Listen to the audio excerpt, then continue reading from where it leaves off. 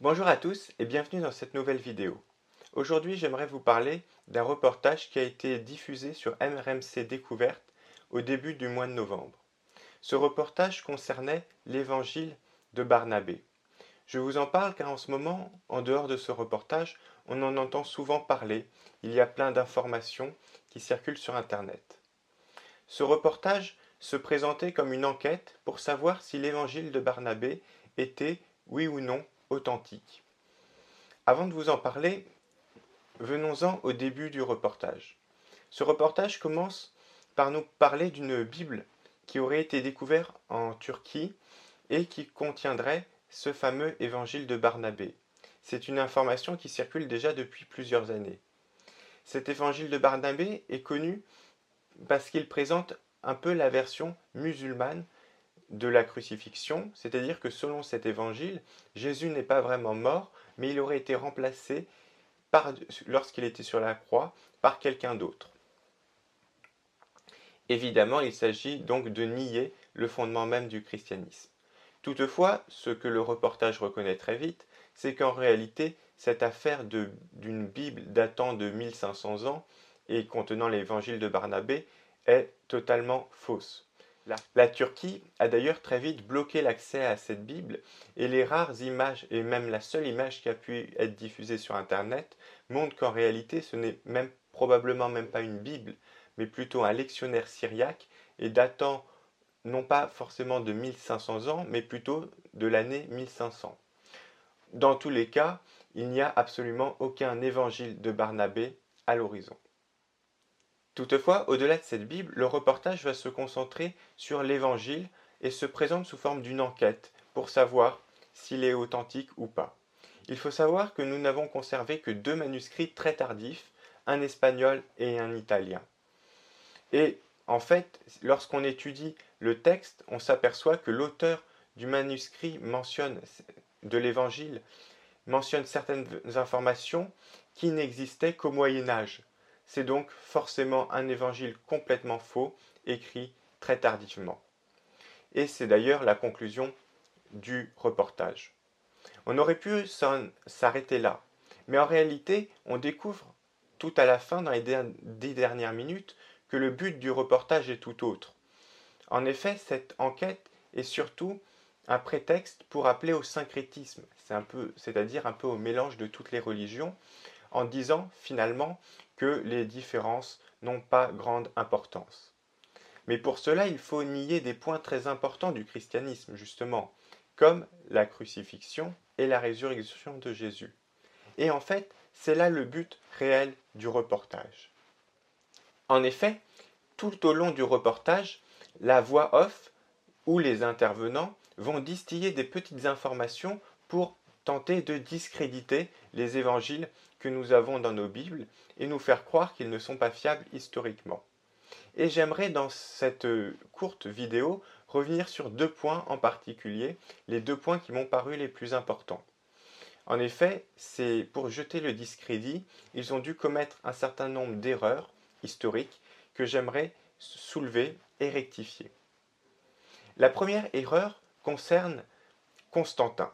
On entend la voix off nous dire qu'en 312, Constantin aurait fait du christianisme la religion d'État. En réalité, c'est totalement faux. Déjà, en 312, Constantin n'était pas le seul empereur. Jusqu'en 324, il y a un autre empereur qui s'appelle Licinius et qui lui a toujours été païen. Par ailleurs, Constantin lui-même, une fois seul empereur, n'a jamais fait du christianisme la religion d'État. Et je vous renvoie à l'article que je viens d'écrire sur mon blog, La législation religieuse de Constantin. En fait, le christianisme n'est devenu religion d'État qu'à la fin du IVe siècle. Ce petit détail est important car il ne s'agit pas d'une simple erreur. En fait, tout au long du reportage, on entend plein de fausses affirmations, par exemple que Constantin aurait choisi les évangiles ou qu'il aurait fait supprimer certains livres de la Bible, qu'il aurait contribué à établir le canon biblique, etc. Toutes ces informations qui ont pour but de nous faire croire que la Bible telle que nous la connaissons est le résultat de la politique de Constantin. ce qui bien sûr jetterait du discrédit sur la Bible. Et c'est là la grande erreur majeure. En réalité, les évangiles sont connus dès les origines du christianisme, et c'est sur ce premier point sur lequel j'aimerais insister. En effet, dès les premiers textes que nous avons, notamment l'Épître aux Corinthiens de Clément de Rome et la Didaché du 1er siècle, que j'ai eu l'occasion de présenter dans d'autres vidéos, nous voyons que les auteurs de ces textes connaissaient déjà les récits évangéliques. Ensuite, au début du IIe siècle, nous avons des auteurs comme Justin Martyr ou Papias de Hiérapolis qui nous montrent que l'on lisait déjà des évangiles que Justin appelait les mémoires des apôtres dans les réunions publiques chrétiennes. Or, ensuite, nous avons dans la seconde moitié du IIe siècle des témoignages très clairs, notamment de quelqu'un comme Irénée de Lyon dans son livre Contre les hérésies, qui affirme très clairement que l'Église ne reconnaît que 4 évangiles, les 4 que nous avons actuellement dans nos Bibles, Matthieu, Marc, Luc et Jean. Or, Irénée de Lyon est un disciple de Polycarpe de Smyrne, lui-même disciple de Jean l'Ancien. Nous avons donc de nombreuses informations qui nous montrent que dès le IIe siècle, les 4 évangiles étaient soigneusement connus et lus, étudiés dans les églises. Tout cela donc bien avant la naissance de Constantin et 2 siècles avant que le christianisme ne devienne religion d'État. Ce qui est aussi important, c'est que dès le IIe siècle, les évangiles et la Bible sont traduits dans d'autres langues, notamment le syriaque et le latin, et qu'ils sont diffusés à l'extérieur de l'Empire, et notamment à l'extérieur de l'Empire romain, notamment dans l'Empire perse, qui est l'adversaire des Romains. Puis ensuite en Éthiopie, en Arménie et chez d'autres peuples barbares d'Occident. Mais tout cela est très important, pourquoi? Parce que nous voyons qu'avant que le christianisme ne devienne religion d'État, la Bible était déjà diffusée ailleurs. Par conséquent, il n'y a jamais eu d'autorité politique, comme un roi ou un empereur, ou même religieuse, plus tard avec le pape, qui a pu contrôler l'édition et la diffusion de la Bible. Aucune autorité politique n'a pu choisir quels seraient les livres présents dans la Bible. Cela avait été fait bien avant. Et cela est aussi une différence importante par rapport à l'islam. En effet, dans l'islam, c'est bien, d'après la tradition musulmane, Othman qui a édité le Coran que nous connaissons actuellement et donc supprimé les autres Corans. Et bien sûr, comme il a tout contrôlé, il a pu ajouter ou supprimer des versets. Et nous en avons d'ailleurs des traces dans les sources musulmanes elles-mêmes. Or, dans le christianisme, rien de tout cela. Aucune autorité politique n'a pu contrôler la diffusion de la Bible. Le deuxième point qui va avec, et sur lequel j'aimerais insister, c'est celui de la datation des évangiles. Au détour d'une phrase, un des intervenants affirme tranquillement que les évangiles ont été écrits aux alentours de l'an 100. Or, cette affirmation, présentée comme une donnée historique sûre, n'est en réalité appuyée par aucune preuve historique. Elle est simplement le résultat d'un présupposé philosophique très discutable et que j'aimerais vous présenter ici. Pourquoi certains estiment que les évangiles auraient été écrits si tardivement? Cela tient en 4 points. Premier point, les miracles n'existent pas. Deuxième point, les évangiles contiennent beaucoup de récits de miracles. Donc, troisième point, les évangiles sont des œuvres de fiction. Donc, quatrième point, ils ont dû être écrits tardivement, le temps que toutes ces histoires soient inventées. Ainsi, vous voyez que pour parvenir à cette conclusion, il faut affirmer un certain nombre de choses, notamment les points A et C, qui sont forcément discutables et qu'un chrétien a tout à fait le droit de rejeter.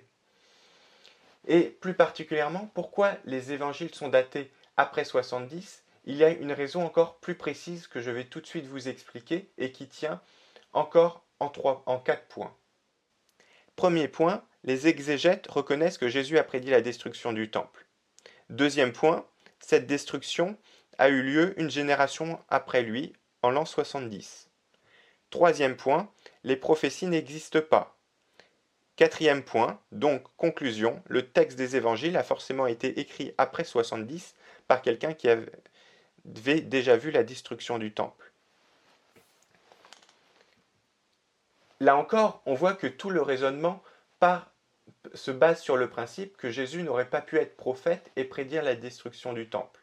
Déjà, on voit que ce n'est pas un point de vue qui objectif, c'est un présupposé philosophique.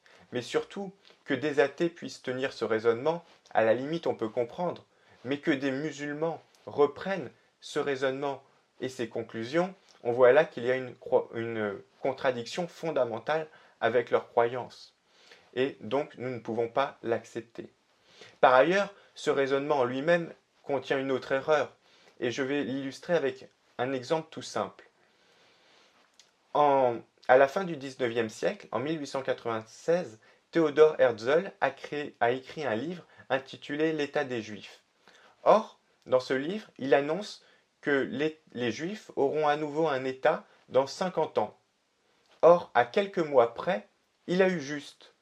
Si on applique le même raisonnement que l'on vient de voir, il faudrait donc en déduire que Theodor Herzl a écrit son livre après la création de l'État d'Israël, soit environ 40 ans après sa mort. Vous voyez donc bien que cela est totalement absurde et que le raisonnement ne tient pas. En conclusion, j'aimerais terminer en soulignant le caractère très idéologique du reportage. Derrière cette enquête, le but réel était en réalité de prôner le syncrétisme, c'est-à-dire l'idée qu'on devrait mélanger toutes les religions ou que toutes les religions se valent et que finalement les différences n'ont pas grande importance. Pour parvenir à cette conclusion, cependant, il fallait remettre en cause un certain nombre de faits importants pour les chrétiens et en particulier la mort et la résurrection de Jésus. C'est se contenter de faire les auteurs du reportage en discréditant les évangiles et en nous faisant croire qu'ils n'étaient pas fiables historiquement, soit parce qu'ils avaient été écrits tardivement, soit aussi parce qu'ils auraient été choisis par un pouvoir politique. J'espère avoir pu vous montrer que tout cela est en réalité faux et que les chrétiens ont de bonnes raisons de croire en la fiabilité historique des évangiles que nous conservons actuellement dans nos Bibles, c'est-à-dire ceux de Matthieu, Marc, Luc et Jean. Voilà, cette vidéo est maintenant terminée, j'espère qu'elle vous aura intéressé. Si vous avez des questions ou des remarques, vous pouvez toujours me laisser un commentaire. Et moi je vous dis à bientôt pour une prochaine vidéo.